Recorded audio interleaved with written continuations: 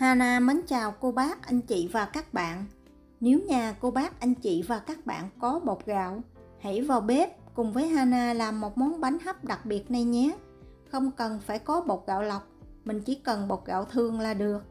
Vị bánh ăn ngon như là bánh giò hoặc là bánh cuốn.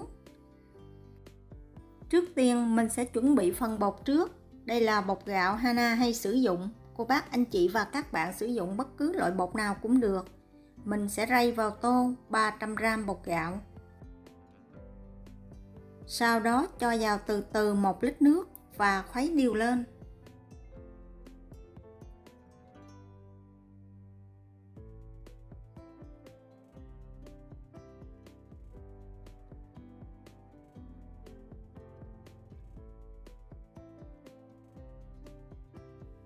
Để cho phần vỏ bánh dai mềm và ngon hơn thì mình sẽ ngâm bột khoảng 8 tiếng và chắc nước từ 2 tới 3 lần.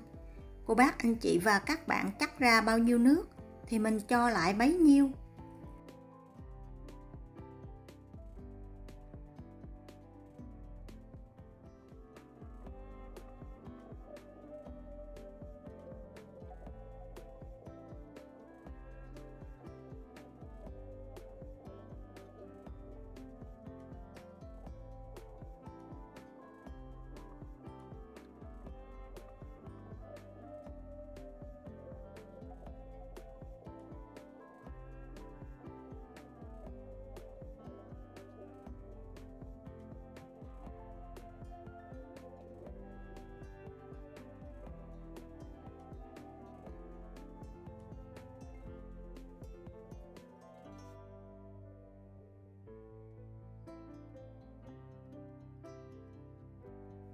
Sau khi chắc xong lần thứ hai thì mình sẽ bọc kín lại và để trong tủ lạnh qua đêm. Nếu cô bác, anh chị và các bạn ở nơi xứ lạnh, mình có thể để bên ngoài cũng được. Qua ngày hôm sau mình sẽ chuẩn bị phần nhân.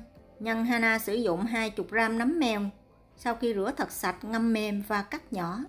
Đồng thời mình cũng cắt nhỏ thêm 50g hành lá. Tiếp theo mình sẽ đun nóng 1 muỗng canh dầu ăn. Khi dầu nóng thì cho vào 1/2 muỗng canh hành tím băm, phi cho hành vàng và thơm. Khi hành vàng và thơm thì mình cho hết phần nấm mèo cắt lúc nãy vào. Xào khoảng 3 phút. Mình làm như vậy khử mùi hôi của nấm. Phần nhân ăn sẽ rất là thơm và ngon hơn.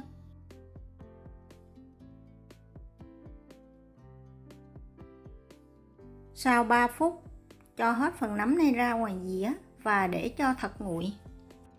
Phần thịt heo thì Hana sử dụng 200g thịt xay. Khi nấm nguội, mình cho hết phần nấm vào thịt và trộn đều lên.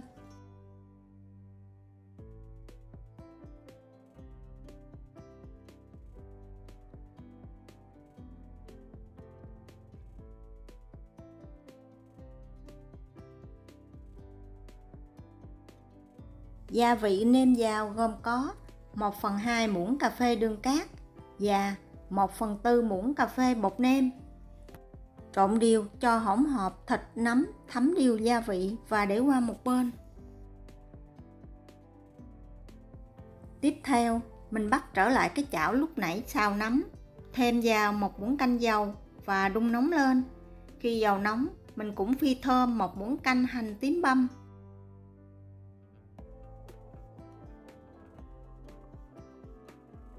Khi hành vàng và thơm thì cho vào 1 muỗng cà phê nước mắm. Sau đó trút hết phần thịt và nấm vào. Xào cho tới khi hỗn hợp này chín hoàn toàn. Cách xào nhân như vậy giúp cho phần nhân ăn rất là thơm và ngon hơn. Cô bác, anh chị và các bạn thử xem Hana nói đúng không nha. Khi nhân chín thì mình sẽ tắt bếp và cho ra ngoài. Thêm hành lá vào trộn đều lên. Để nhân thật nguội trước khi gói bánh.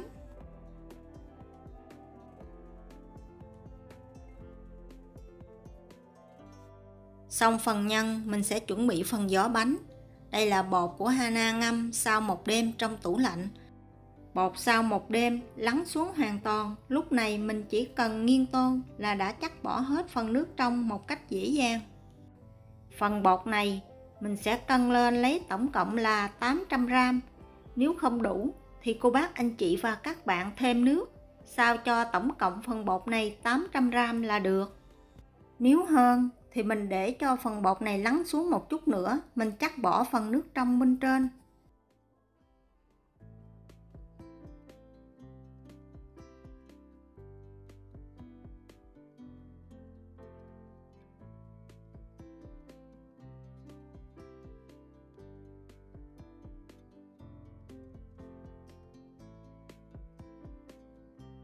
Bây giờ mình sẽ đem bột đi khuấy.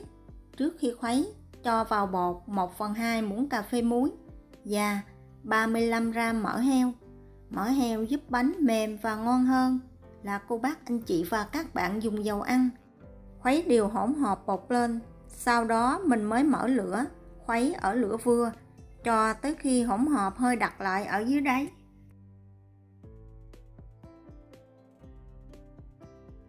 Bây giờ mình sẽ hạ lửa nhỏ và khuấy cho tới khi hỗn hợp đặc lại hoàn toàn. Tổng cộng thời gian khuấy của Hana từ lúc bắt lên bếp tới lúc xong là khoảng 20 phút.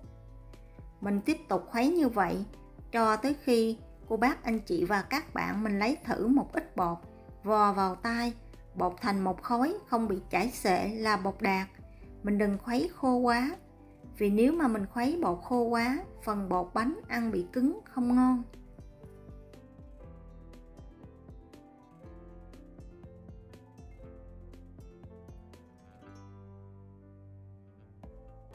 Cho một ít dầu ăn chống dính ra bàn, cho khối bột lên, để bột nghỉ khoảng 5 phút cho bột nguội bớt. Sau đó đeo bao tay vào, nhồi sơ bột thành một khối dẻo mịn.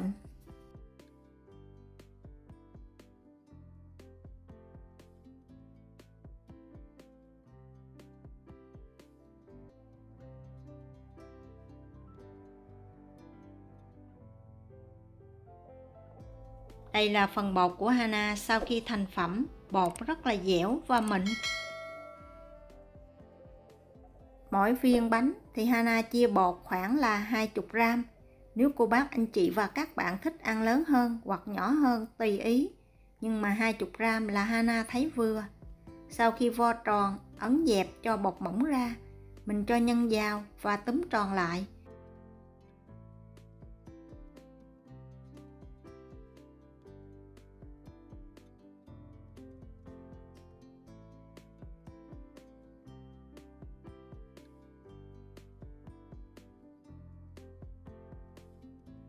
Lúc gói bánh, mình đừng ấn tay mạnh quá, mình chỉ cần làm nhẹ nhàng, vo tròn là được. Sau đó thoa một ít dầu ăn bên ngoài để áo bột, giúp cho bột bánh được mềm mại và bóng đẹp hơn.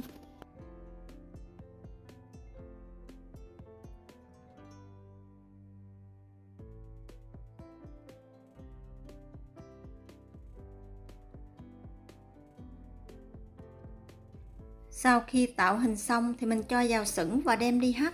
Sửng cô bác anh chị và các bạn có thể lót lá chuối, hoặc là mình lót cái giấy silicone không bị dính giống như Hana.